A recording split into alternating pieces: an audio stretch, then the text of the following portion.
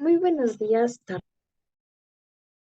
tiene el agrado de presentarle y hablarle acerca de las estrategias cognitivas y metacognitivas. Para empezar, debemos entender la diferencia entre cognición y metacognición. En este caso, como podemos ver en la diapositiva, la cognición es la capacidad del ser humano para conocer por medio de la percepción y órganos del cerebro.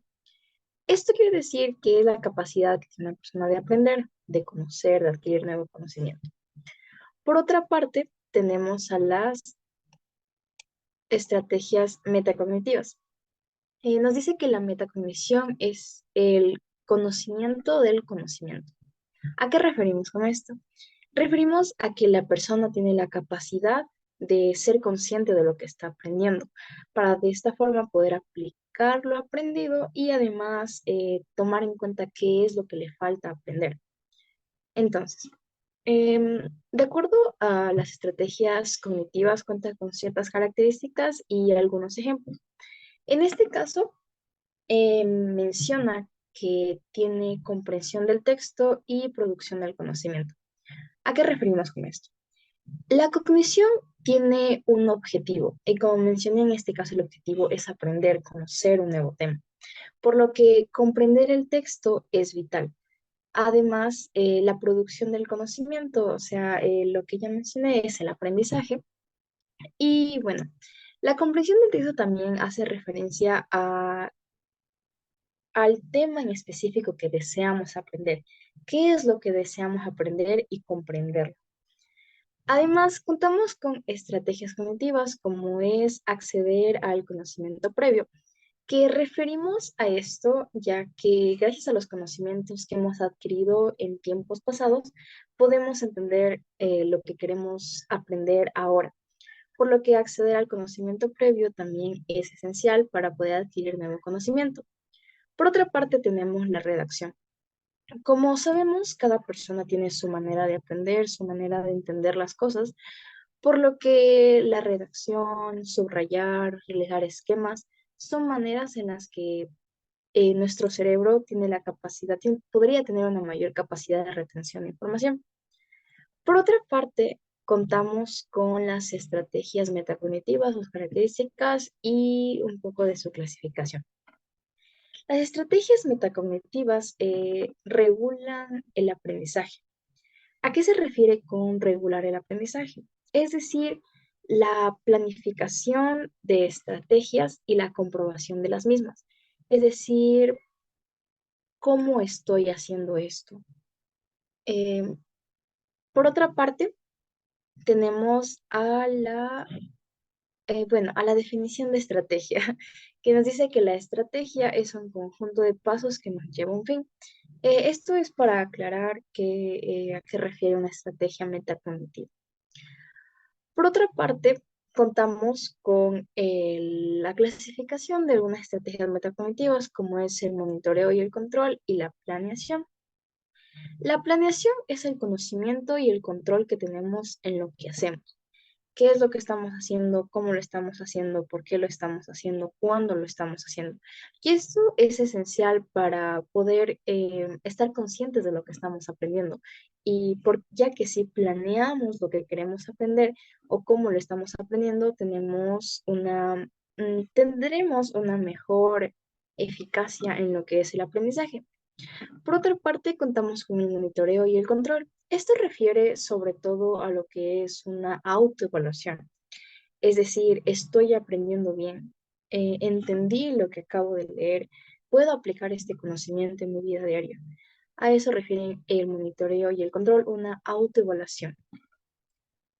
Ahora, eh, para el proceso de poder poner en práctica estas estrategias metacognitivas, contamos con algunos pasos. En este caso, menciona organizar el contenido.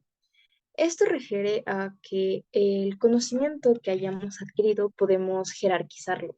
De el conocimiento que tiene más importancia al conocimiento que tiene menos importancia, para de esta forma poder comprender mejor. Tenemos fijar los objetivos.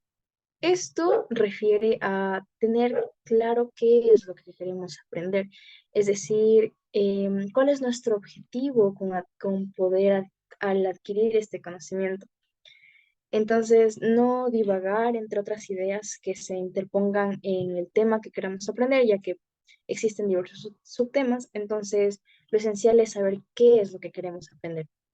Y por último, generar contenido, que esto refiere a qué es lo que podemos hacer con el conocimiento ya adquirido, cómo lo vamos a aplicar en nuestra vida diaria. Muchas gracias.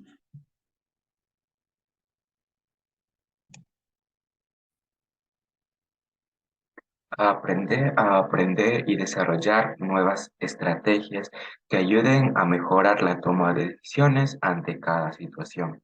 Estas son las estrategias de metacognición y cognición, las cuales son una secuencia de varias actividades, acciones realizadas por un ser humano con el fin de llegar a un objetivo, cumplir una meta o resolver un problema.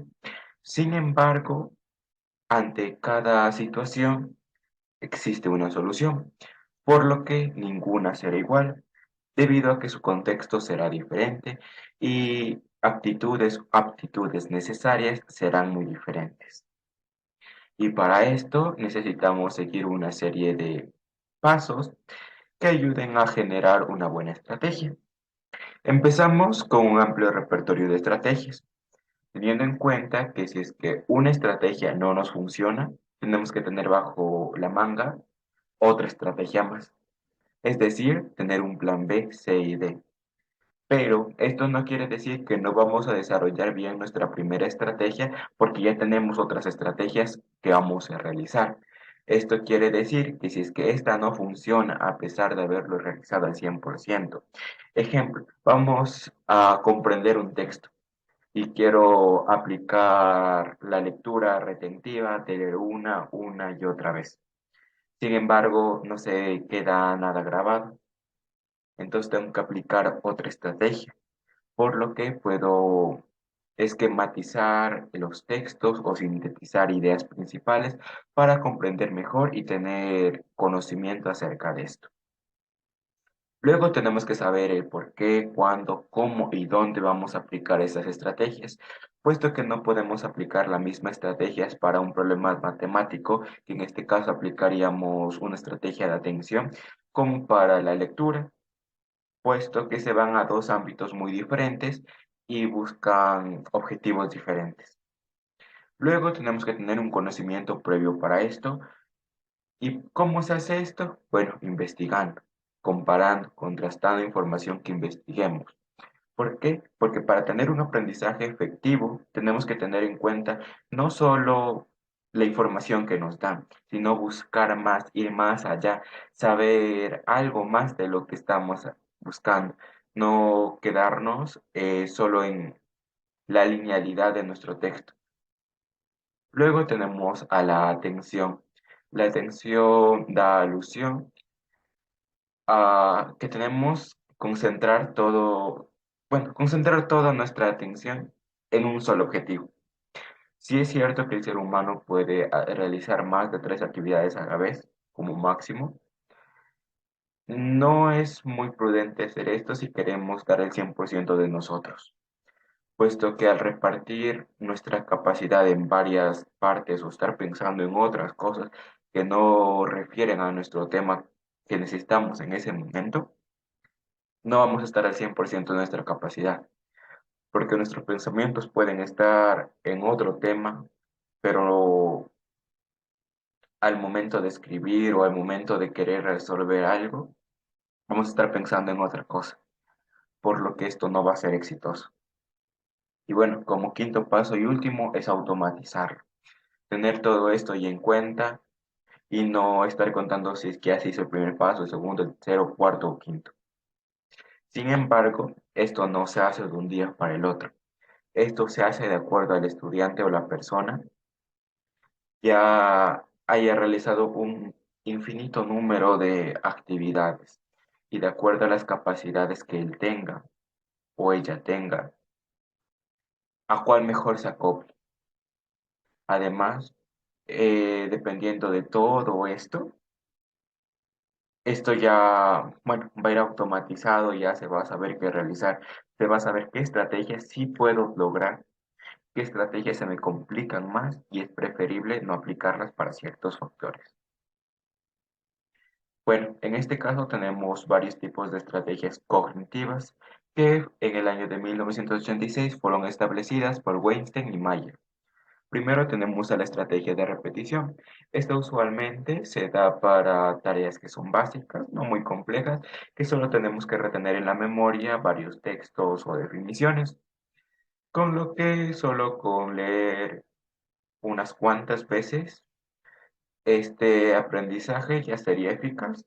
Sin embargo, no es tan usado para dar un aprendizaje más profundo porque solo se mantiene la información de lo que se leyó o de lo que se estableció, no más. Luego tenemos a la de la organización. Esta refiere a que si ya tenemos un concepto, saber diferirlo, saber esquematizarlo, saber dividirlo, saber conceptualizarlo y saber subdividirlo, manteniendo todas sus aperturas que tiene el tema e investigar más. La estrategia de elaboración, bueno, esto refiere cuando una persona aprende enseñando, aprende yendo a la práctica, no solo leyendo, no solo escribiendo, no solo viendo, sino yendo más allá, practicando esto y mediante esto se da un mejor aprendizaje de la persona. Luego tenemos a la estrategia cognitiva afectiva. Esto, bueno, nos quiere decir el control de la ansiedad, el control de la atención, hacia dónde va dirigida nuestra atención. Y esto está relacionado con nuestra otra estrategia, que es la de la comprensión.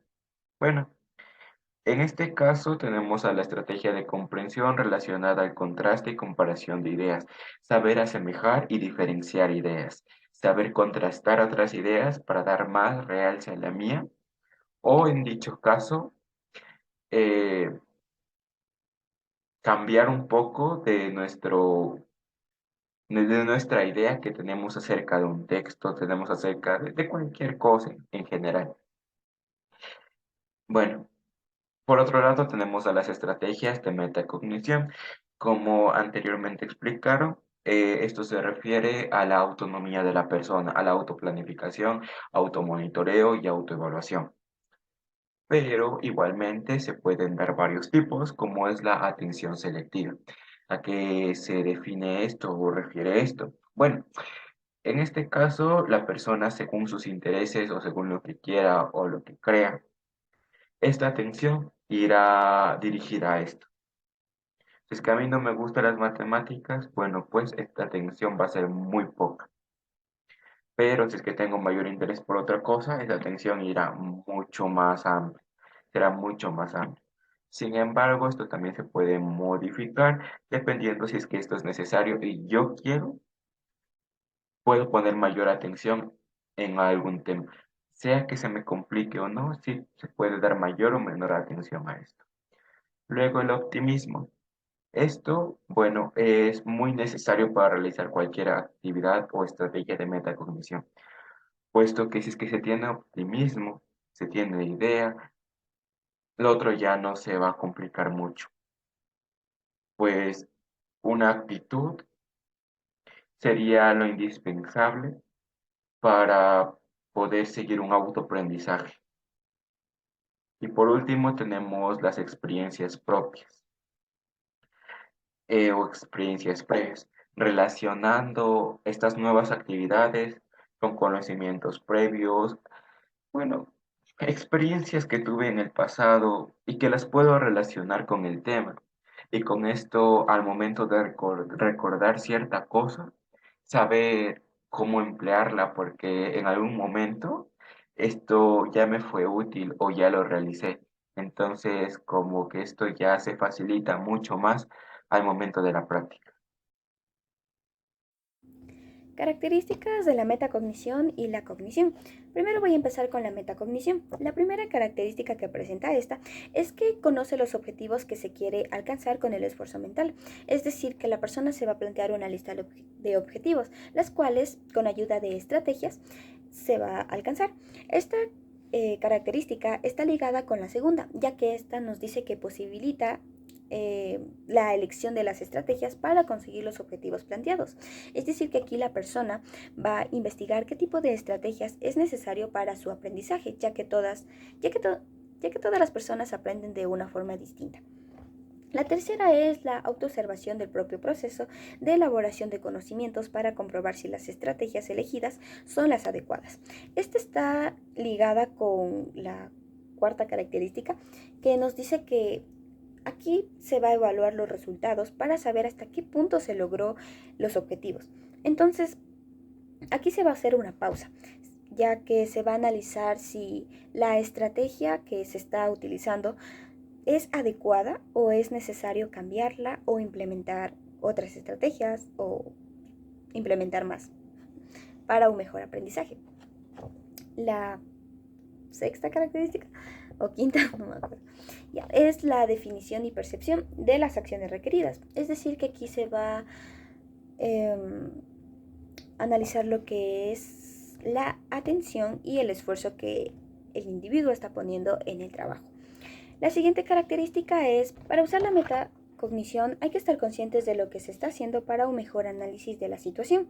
Otra característica de la metacognición es saber responder las siguientes preguntas, que es, ¿qué hace mal el alumno o alumna en su proceso de aprendizaje?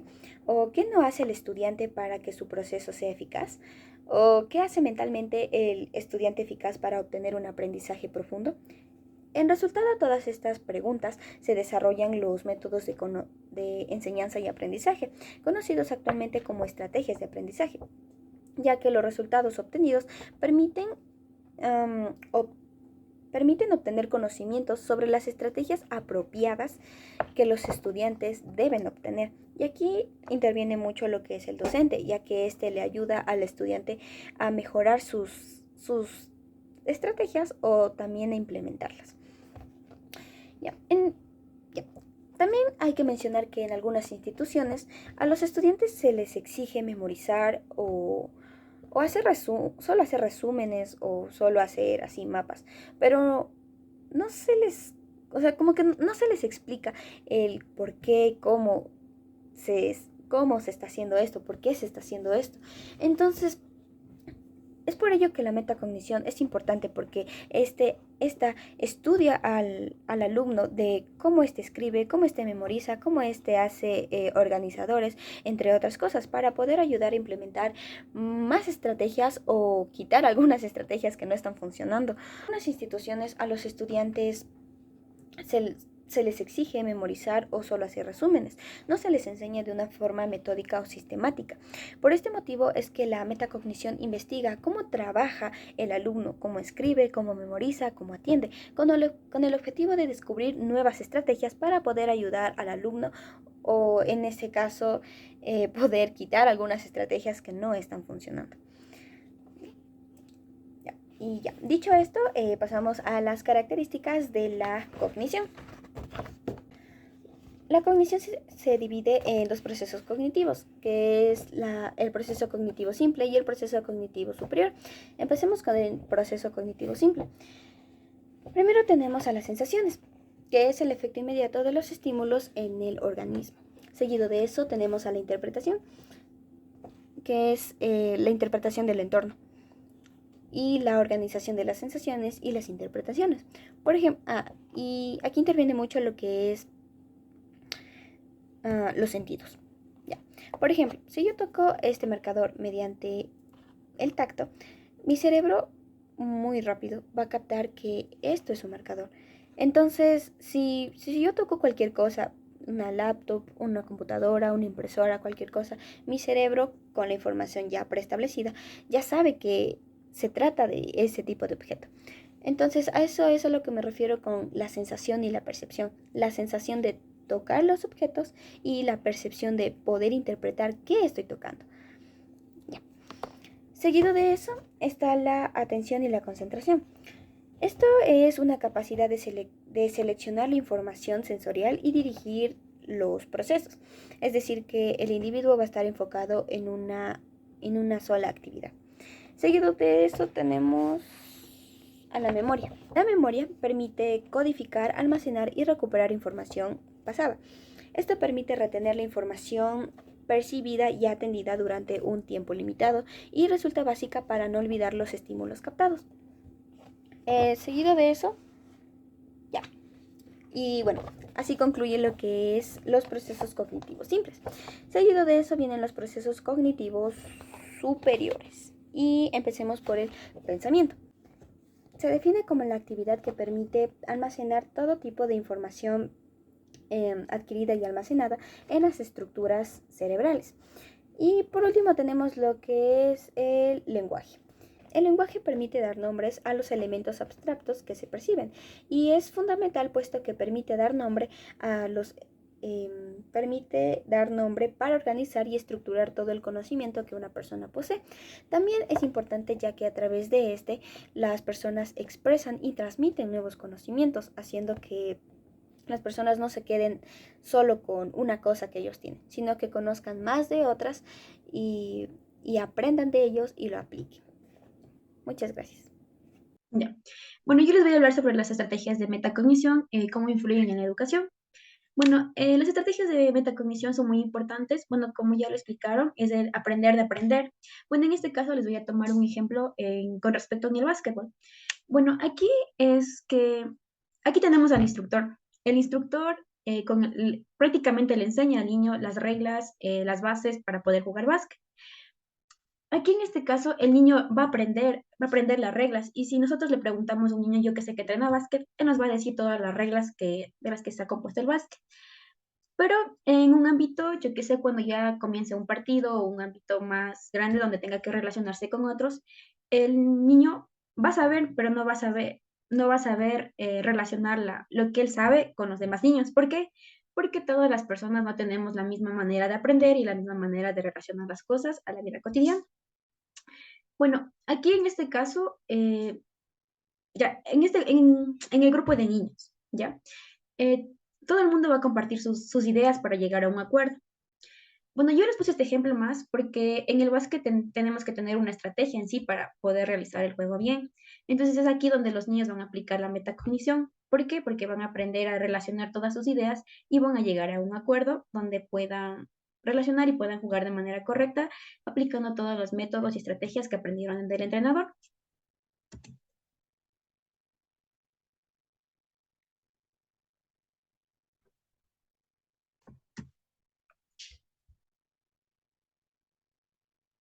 Bueno, yo a continuación les voy a dar una pequeña recopilación sobre la metacognición y la cognición mencionada anteriormente y después con ello vamos a darles unos datos curiosos. Primero, la metacognición. La metacognición tiene una conexión importante con lo que es el aprendizaje. Este hecho es sustancial para comprender cómo los aprendizajes pueden ser más duraderos, además de conocer qué procesos nosotros podemos hacer para construir y que se nos facilite tener alguna idea. Por ejemplo, cuando un estudiante está aprendiendo un idioma, es difícil, es difícil saber cuál es nuestra estrategia para poder aprender. Hay muchos niños que aprenden escuchando, hay otros niños que aprenden escribiendo y hay otros niños incluso que aprenden únicamente con imágenes. Por otra parte, la cognición es la habilidad que tenemos para asimilar y procesar los datos que nos llenan de diferentes vías, es decir, las percepciones, las experiencias, las creencias, entre otras cosas. Y esto nos ayuda a convertirlos en conocimiento. Esta además es una habilidad que se engloba en los procesos cognitivos del aprendizaje, la atención, la memoria, el lenguaje, el razonamiento y la toma de decisiones. Entre los datos curiosos que nosotros podemos encontrar de la metacognición y la cognición van enfocados a lo que es el cerebro como se lo llama vulgarmente. El cerebro es un órgano que ocupa más energía en todo nuestro sistema. El cerebro mantiene el correcto funcionamiento de absolutamente todas las funciones de nuestro cuerpo. Es por eso que requiere bastante energía.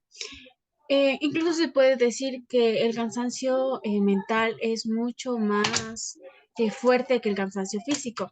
Un claro ejemplo es que cuando nosotros nosotros nos sometemos a bastantes horas de trabajos mentales, se cansa mucho más y nos sentimos muy, pero muy cansados, incluso hambrientos, porque la memoria es un órgano que requiere de mucha energía. Ya. El cerebro, otro de los datos curiosos es el cerebro de Einstein, que era un cerebro más pequeño del que una persona en promedio tendría. Eh, Seguramente muchas de las personas han de haber escuchado que Einstein tenía un cerebro más grande, pero esto es totalmente falso, puesto que Einstein tenía un cerebro mucho más pequeño del de una persona promedio, pero con mayor densidad de neuronas y conexiones sinápticas, y esto le permitía tener un cerebro más eficaz para pensar y ser poco insticioso en lo que hacía. Ya. Otra de los datos curiosos es el cerebro cómo relaciona a la música y al lenguaje. La música y el lenguaje llevan de la mano, ya que para empezar llevan el mismo código, se podría decir, y ambas quieren transmitir algún mensaje. Una de las técnicas más importantes para este dato curioso, que es entre la lengua y la música, es de Broca y Werner, quien, quien eh, de Broca y Werner, quien mencionaban de esta teoría. Ya. Ahora, por último, tenemos que en el cerebro el azúcar es una droga. El azúcar tiene dopamina, que es una droga que incita al cerebro a consumir, a consumir, a consumir, a consumir, a consumir, a consumir, a consumir. Esta droga eh, en sí para el cerebro solo es un alucinógeno, pero para el sistema digestivo es muy mala, ya que puede producir algunas otras enfermedades. Y eso, gracias. Esta ha sido la presentación de nuestro grupo.